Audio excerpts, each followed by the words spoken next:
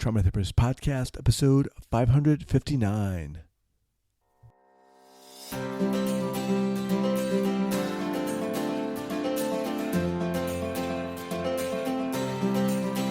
All right, welcome back to the Trauma Therapist Podcast. My name is Guy McPherson.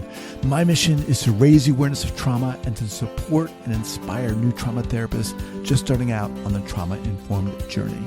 I do that with my membership community, Trauma Therapist 2.0, my online courses and workshops, and the Trauma Therapist newsletter. If you're a therapist of any kind and you work with individuals who've been impacted by trauma, I invite you to head on over to my website at thetraumatherapistproject.com. That's thetraumatherapistproject.com.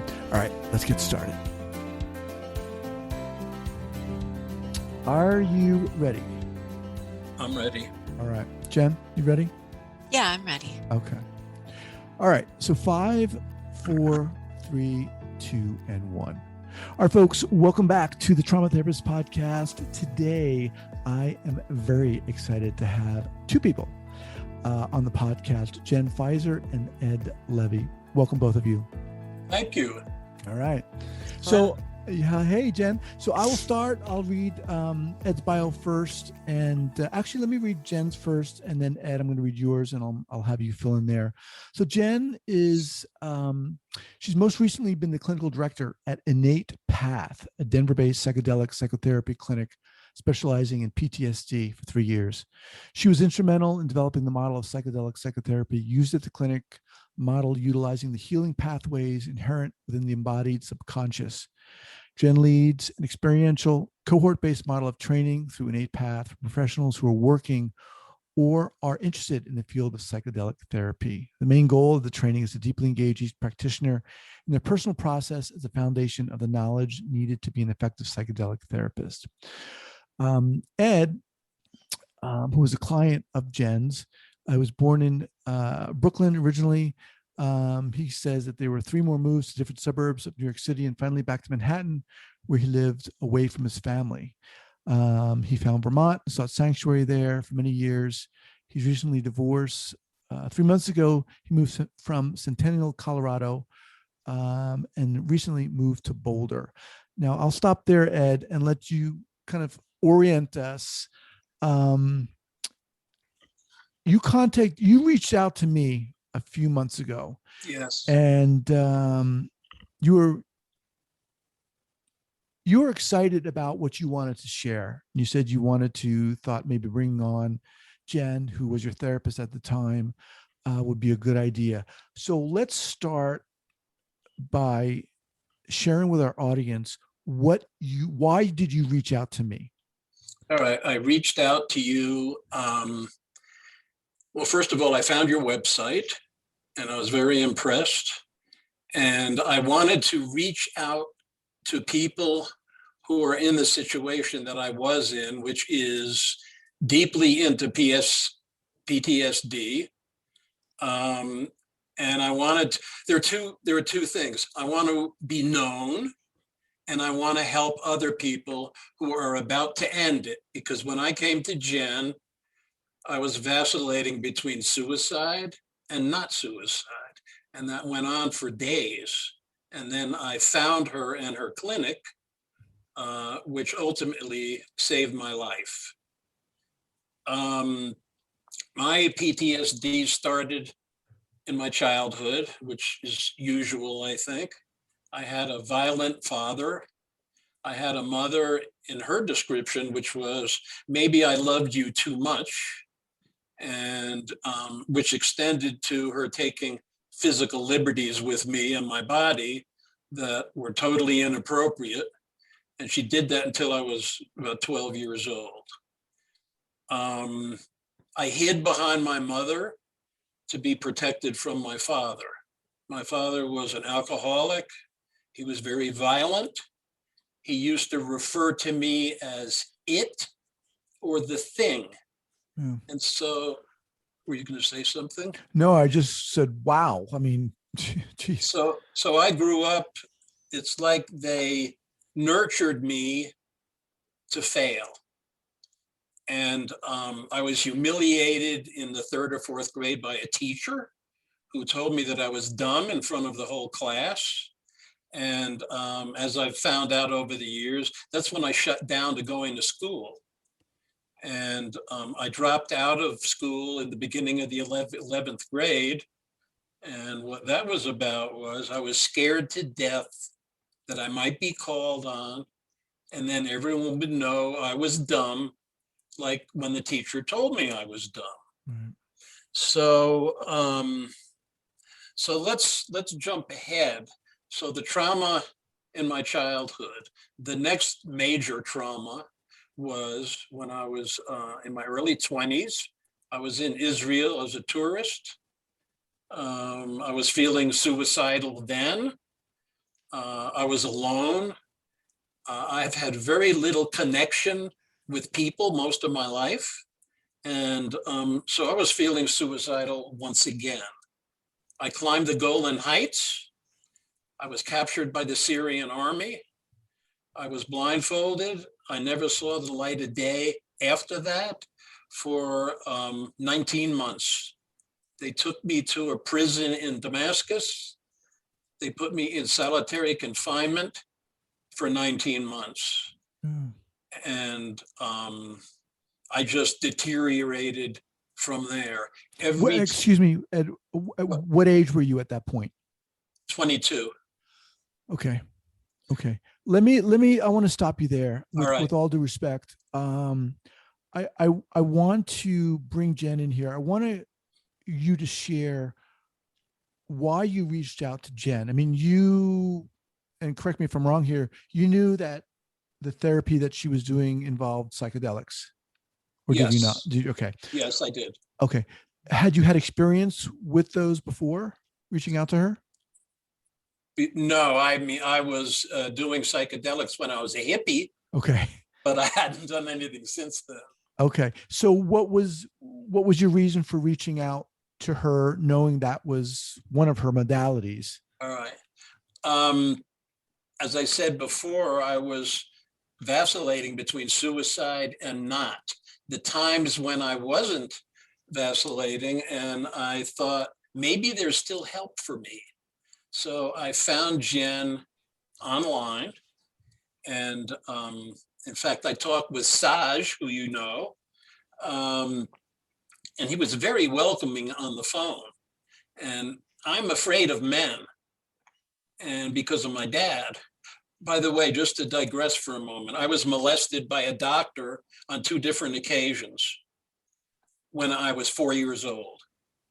So I didn't relate to men very well. Anyway, so I came in to see Jen, and we had a couple interviews, and I told her I was interested in psychedelics, cannabis therapy, and then later ketamine therapy. Had you tried therapies before?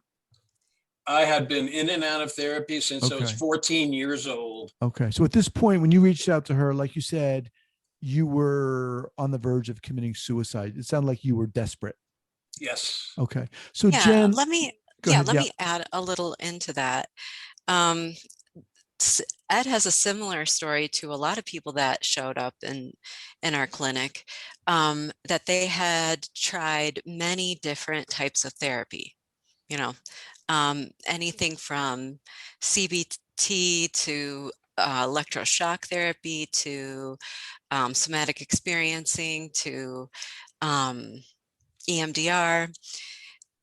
People had tried a gamut, and usually over a long course of time. And one of the other therapies that Ed had experienced in his teen years was ECT, which ended up being the beginning of his treatment, was processing. And just clarify what that is for listeners.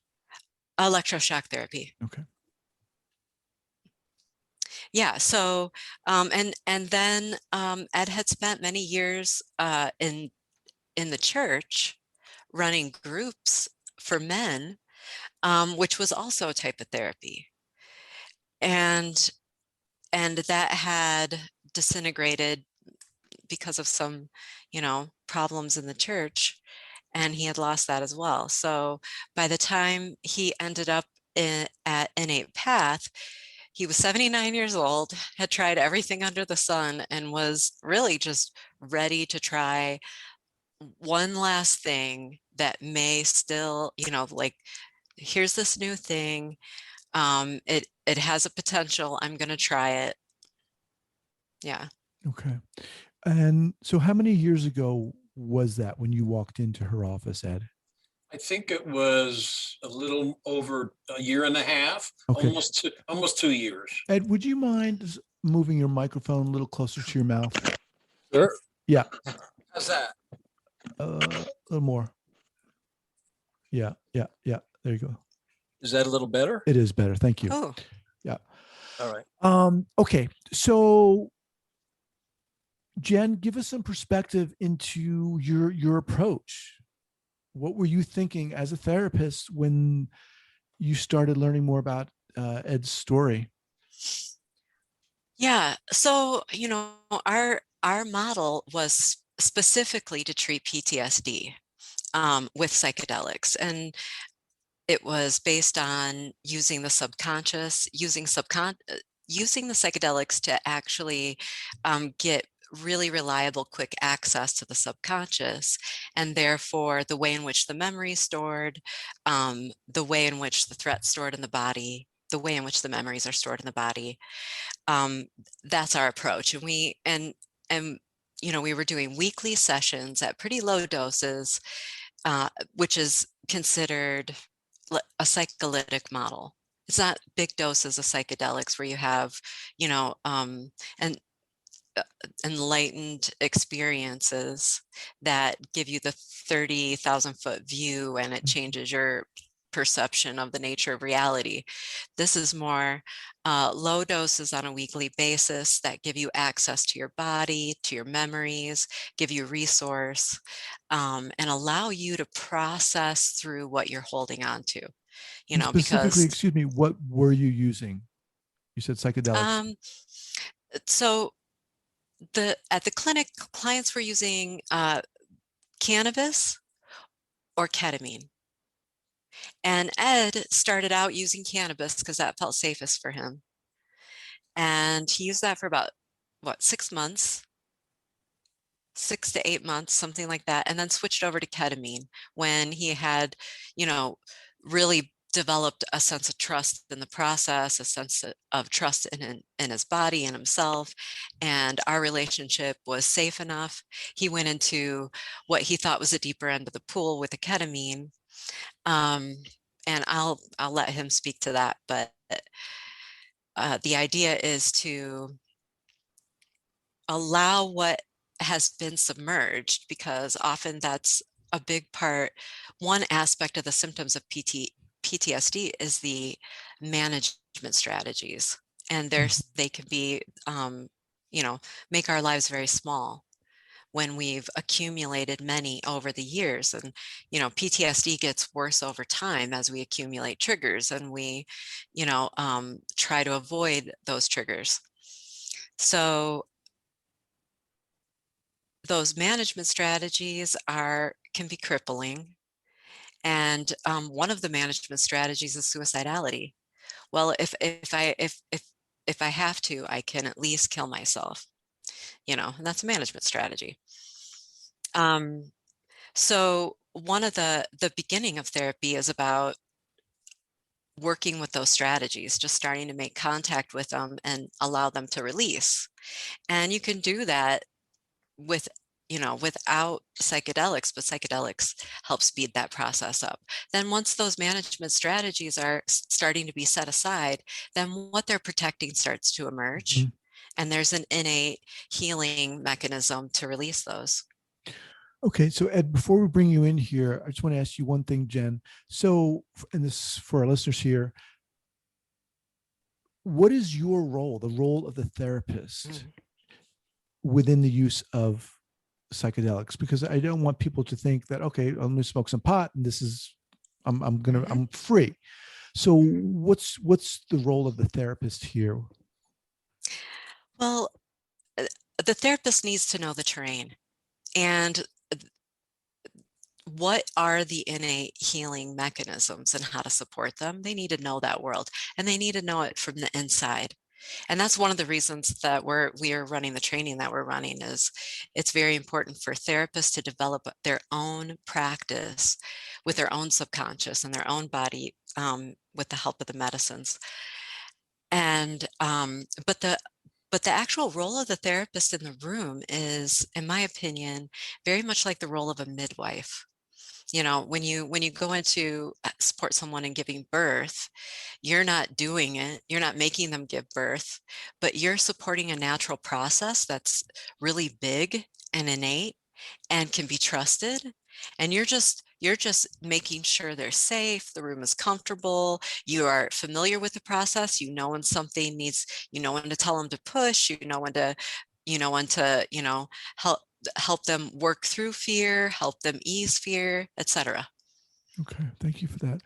All right, Ed. So, what was your initial experience when you started doing this work? Initially, I was afraid of the unknown. I'm talking about the ketamine now. The cannabis, I had no fear of that. I didn't really remember how much progress that we actually made with the cannabis, but Jen has reminded me, I thought it started with the ketamine. And she said, oh no, you made so much progress with the cannabis. When I first started with Jen, I would go home after my 2-hour session and I would immediately get in bed and hide under the covers, because all of this onion was beginning to be peeled. Mm-hmm. And I hadn't let go of anything yet, so I was very frightened. My body would move the same way it did when I was in the chair in her office. My body was releasing a lot of things. It's an amazing process. I was living in a house by myself, a tiny house, when I divorced my wife. So all of a sudden I lost a family and I was by myself. So I had a lot to work on. I'm still working on it with an associate of Jen's, and I've made tremendous progress. Anyway, so getting back to the ketamine, I never discussed with my family what prison was like. I never discussed with anyone. All I did with my prison experience was cocktail party talk, telling people, oh, I was in prison for 19 months. And that's the only discussion I ever had of it. And so things came up while I was in the chair on the ketamine, such as the minute I was captured by the Syrian army, they surrounded me and they all had machine guns. And I started being scared to death. And I stayed like that in my cell for quite a few months until I had a psychotic break. And I didn't realize I was having a psychotic break. I believed that what I was hallucinating was true. There was a light bulb in my cell that hung down, a very high ceiling. When I started hallucinating, I thought there was gasoline inside of it, and it was going to get bigger and bigger and bigger and explode and annihilate me. Another thing, there was a wooden door that led into my cell that was very thick, a big iron key. It was like out of a couple hundred years ago, this prison. And every time I heard the key go into the key slot, I thought they were coming to kill me. So I lived with that adrenaline for months and months and months. Every time they open the door, this time they're coming to execute me. So I lived with tremendous fear for that 19 months. Let me Go ahead. ask Jen something here. So as part of this Ed's therapy, how important was it for you to know and hear the extent of his experiences and his story? It was very important. And having a witness, and some days I'm good at coming up with ideas as to why this is so important, but having a witness to our experience, all of our experience, is transformative in and of itself. So almost in a sense, when you're doing this kind of work, what Ed's saying is like he was going around talking to people about this on a very shallow level. But even he didn't realize, because he had suppressed the memory, what he was feeling and thinking at the time and the details of it. So as it's emerging, it's important that I hear it, and it was important that he heard it and felt it, because it was something that he was working very hard to push away for decades. It's almost like our experiences, like there's no way to get rid of it. I'm looking for a word. It's undeniable. We don't get to deny our experience. We can try, but ultimately it has to be seen by us and by others.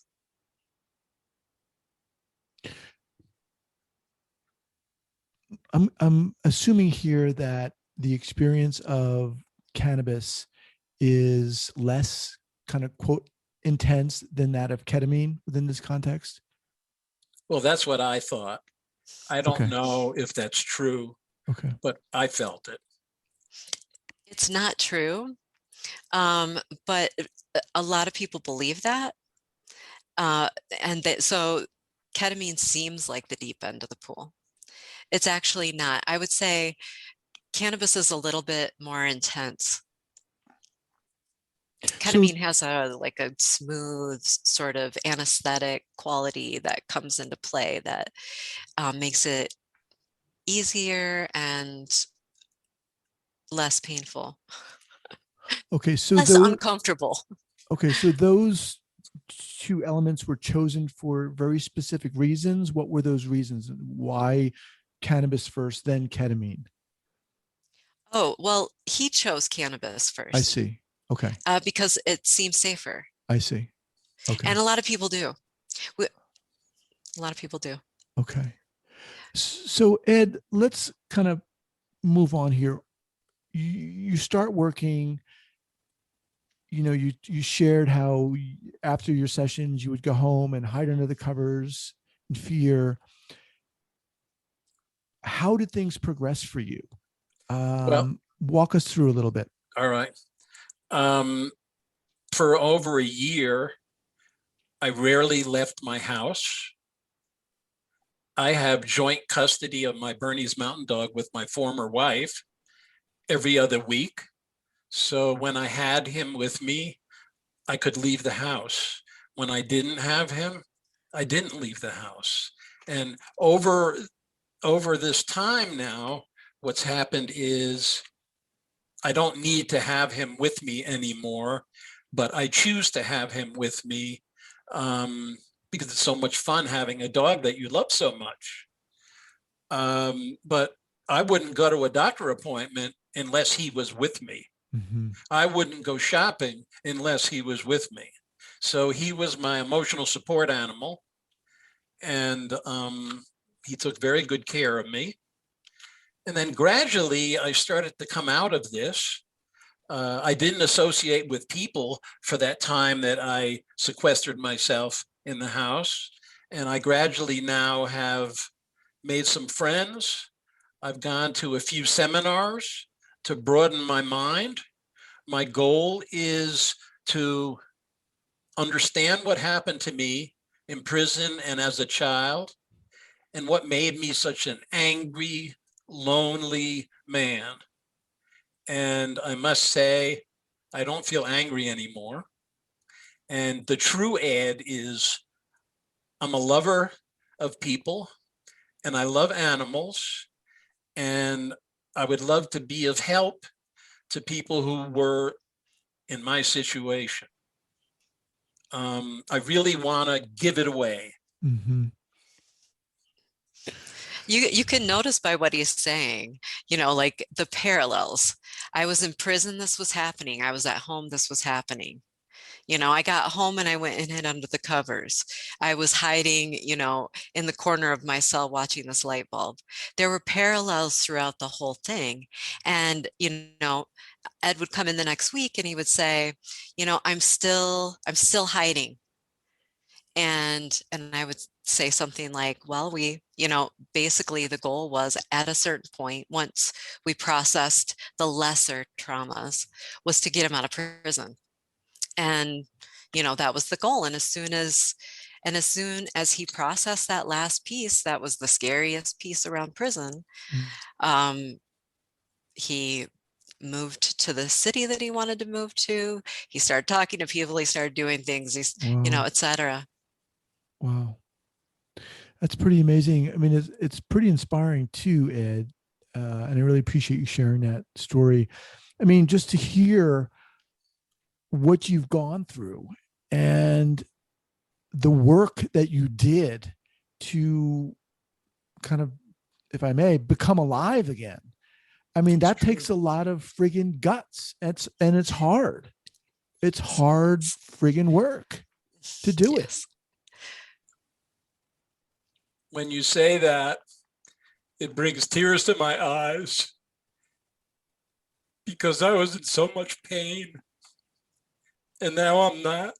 Right. Yeah. I mean, I think, it's no joke, to feel I mean, obviously we just touched, I'm guessing the surface of what you've gone through, but I think everyone can hear the amount of pain and torture that you went through, but to get to the point where you say to yourself, it's either suicide or not suicide.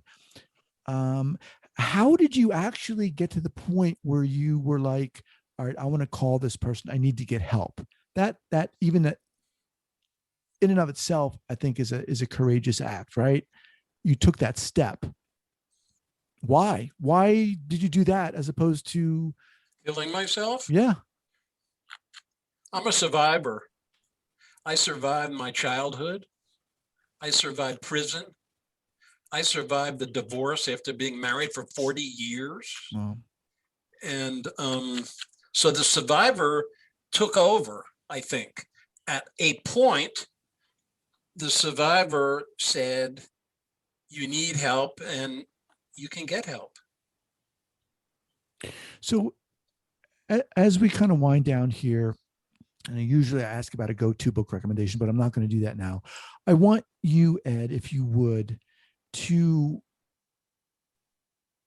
offer some words to the people out there, the people listening to this, who, I don't know if obviously they're not in your position, but maybe they're scared to get help. Maybe they're suicidal. Maybe they feel there is no help. There is no hope. What would you say to them? I would say that I'm 80 years old now, and I didn't start what I call this reconstruction until I was 78. And what I say to them is there is hope for recovery. There are people that love you, because I didn't feel loved at all. And there's help out there. And personally, I'm feeling that in a lot of cases, this psychedelic medicines have worked. It's not an end all, but it worked for me.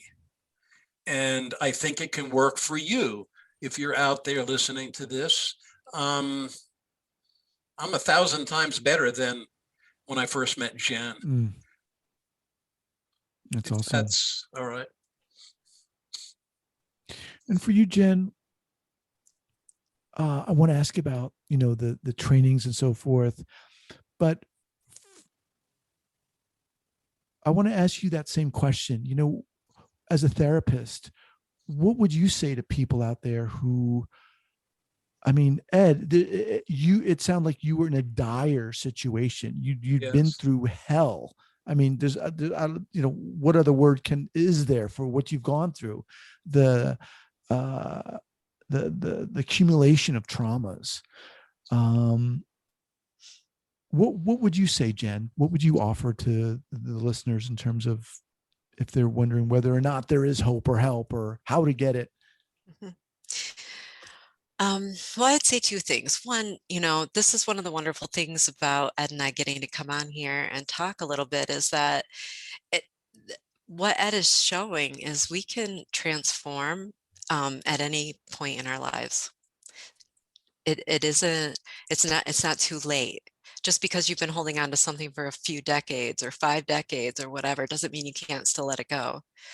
And that's important, I think, for us all to keep in mind, because there's a cultural sense that as we get older, things become less effective or less we're less capable of Mm-hmm. healing or changing. It's totally not true, not at all. As a matter of fact, I think Ed had several advantages coming in at the time, that time in his life, because even though he was very scared, he'd also lived through a lot. And so he had like an equanimity that allowed him to continue, even though, he was alone in the house, which isn't ideal. That's not ideal. Mm-hmm. But because of his, like his wisdom, um, he could do it. So there's even advantages at different stages in our lives. Right. That's one thing. And the second thing I would say is, you know, what we're learning so much in the field of therapy about PTSD, which I think is has a lot has a widespread is a widespread cause for many of our symptoms. I think we don't see it that way, but that's how I see it. And we're learning a lot, and psychedelics being added to the mix of therapy at this point is going to um, it's going to force therapy to change, Mm-hmm. because it opens us up to our subconscious in a very meaningful way. You don't have to sit there on a couch and, free associate for 20 years to get a glimpse of your subconscious. No, you can go right there. It's accessible to you. It's a part of you, and it runs by different rules. And those rules are very supportive of healing. And so the whole field of therapy is changing, and it's going to change, I would say, almost to at the degree of 180 Wow. in the coming years. So anyone who is struggling with PTSD, hang in there. You will have options, and very, very good options, in the near future. Awesome. Okay. So, in terms of trainings for therapists, what do you do?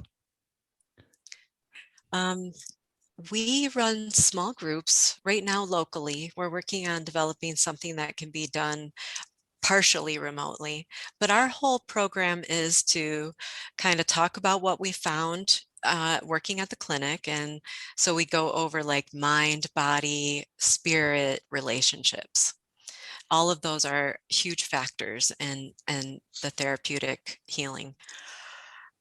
We go over that, and then we just have all of the students do, they don't practice as therapists, they become the recipient and the Mm-hmm. observer, so that they can be in that place of vulnerability, and in that place of experience, and in that place of getting help, and in that place of understanding things from the inside out, which I think is going to be essential.